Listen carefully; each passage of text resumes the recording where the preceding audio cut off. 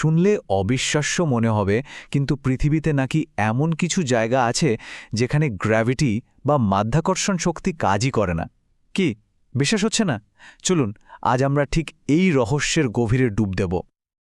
আচ্ছা, এটা কি আসলেই সম্ভব?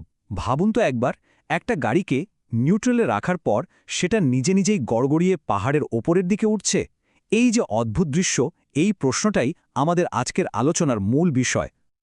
তো এই রহস্যটা সমাধান করার আগে আমাদের কিন্তু একটা বেসিক জিনিস একটু ঝালিয়ে নিতে হবে, আর সেটা হলো বিজ্ঞানের এক অটুট নিয়ম, মানে গ্র্যাভিটি বা মহাকর্ষ।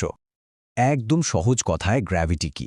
এটা হলো সেই সার্বজনীন আকর্ষণ বল যা সব বস্তুকে একে অপরের দিকে টানে।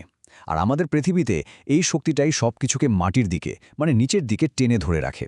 এটা প্রকৃতির একটা ফান্ডামেন্টাল নিয়ম, যেটা ভাঙার কোনো উপায় নেই, অন্তত আমরা তাই জানি। বেশ, বিজ্ঞানের এই নিয়মটা তো আমরা সবাই জানি, কিন্তু এখন চলুন এই সাধারণ জ্ঞানটাকে একটু চ্যালেঞ্জ করে আমরা একটা রহস্যময় জায়গায় ভার্চুয়াল ভ্রমণ করে আসি।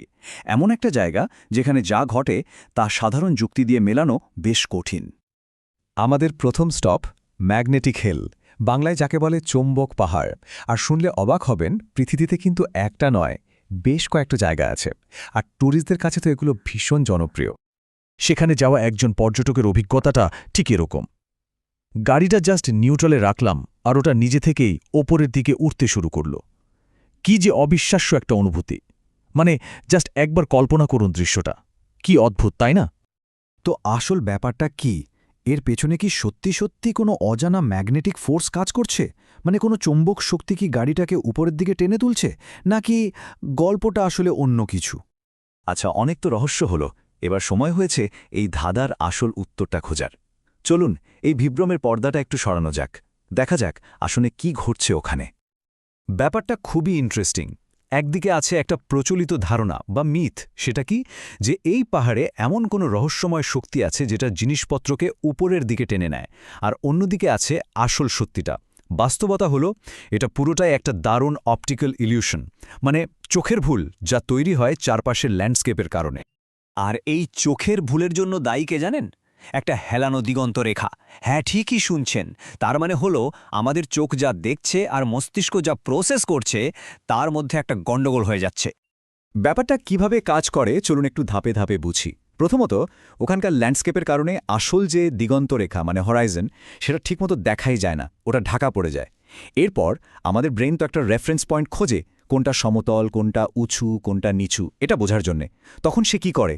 চারপাশের গাছপালা বা অন্য ঢালগুলোকে রেফারেন্স হিসাবে ধরে নেয়। আর এখানেই হয় আসল ভুলটা, কারণ ওই রেফারেন্সটাই ভুল। ফলে যেটা আসলে সামান্য একটা নিচু ঢাল, আমাদের চোখে আর মস্তিষ্কে সেটাকেই একটা উঁচু ঢাল বলে মনে হয়। মানে আরও সহজ করে বললে, আমাদের ব্রেন সবসময় পরিস্থিতি দ্রুত বোঝার জন্য একটা শর্টকাট খোঁজে, আর এই ক্ষেত্রে সেই শর্টকাটটাই তাকে ভুল রাস্তায় নিয়ে যায়। এটা কিন্তু ব্রেনের কোনো দোষ না, এটা ওর কাজ করারই একটা ধরন। তো আমরা কোথায় এসে দাঁড়ালাম? একদিকে পারসেপশন বা আমরা যা দেখছি বলে মনে হচ্ছে, আর অন্যদিকে রিয়ালিটি বা আসল সত্যিটা। আর আসল ম্যাজিকটা কিন্তু এখানেই, কোনো অজানা ম্যাগনেটিক শক্তিতে নয়।